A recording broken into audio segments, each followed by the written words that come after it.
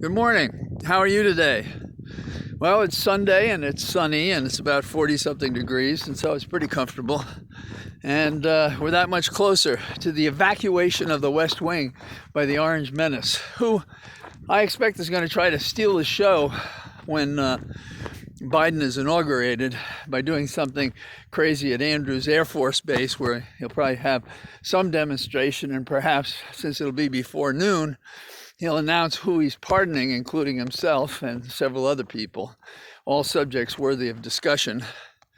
I had to work on a client's case this morning, so I heard some of the talking heads, and one congressman or senator, I'm not sure, was arguing it was vindictive to be impeaching Trump and to be seeking to bar him from holding office and perhaps seeking to prosecute him. Outrageous. In my podcast today, I'm going to talk a little bit more about why no man is above the law, and that includes Trump. And also I think about the pardons. But here's a preview of what I think about the pardons. The notion of a pardon goes to the question of the reason for the pardon.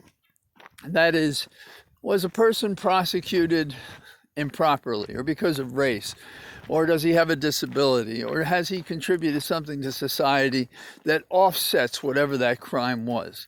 You know, Jean Valjean would be a perfect example. Stealing a loaf of bread for his family, having an extraordinary disproportionate sentence, that's a man that you would pardon. But are those the kinds of pardons that concern us as Americans? No. The kinds of pardons concern us are those who are being pardoned who participated in the crimes of this White House, that participated in the crimes to get him elected in the first place by what they did in the 2016 election, and then what they did in office to continue to conceal the wrongdoing of Trump, that they usurped Congress, they violated court orders, that they engaged in additional crimes. So in other words, you have a president who would pardon those who are involved in the same crime as he, to buy their allegiance and perhaps their silence, even over subpoenas after they have been pardoned.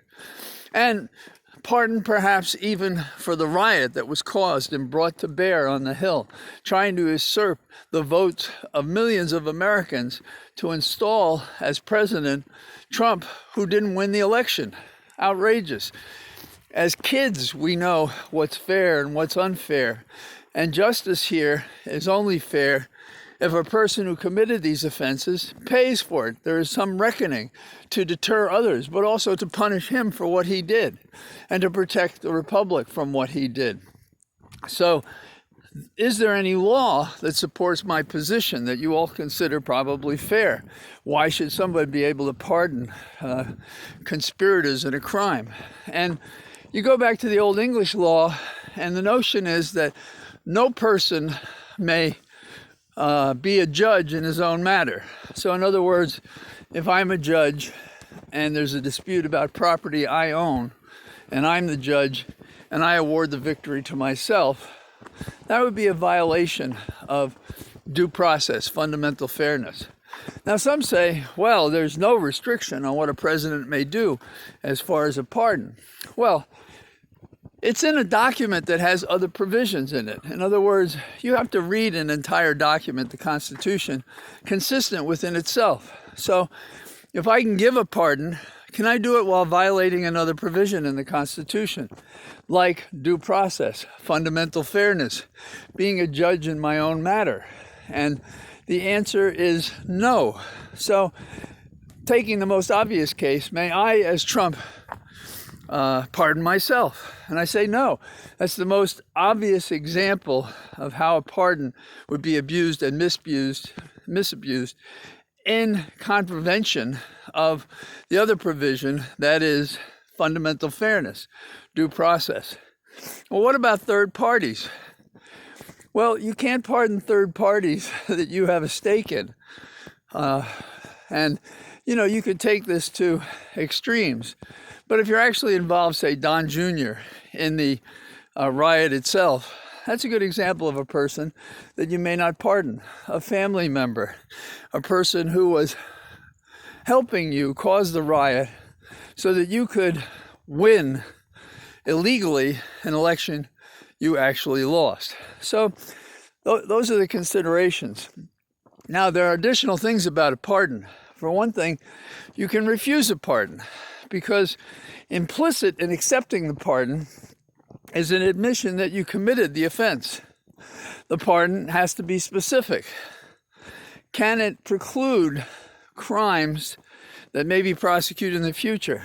Yes, but they have to be described specifically, because how else can the person who accepts the pardon, and accepting it is a necessary part of it, you have to know what the charge is. Is it rioting? Is it perjury? What is it? Are you part of a felony murder to kill or hurt one of the Capitol Hill police officers? And on like that. So the question we have before America now is twofold. One, the impeachment. It should go forward, and Republicans should rue the day that they vote against convicting Trump the rest of their lives. Two, should he be prosecuted for the crimes?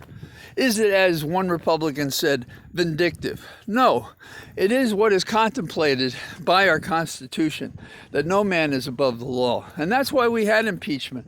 And that's why we had provisions that you could prosecute a president. And that's why the Justice Department spoke about pardons and pardoning oneself and saying that one couldn't do it.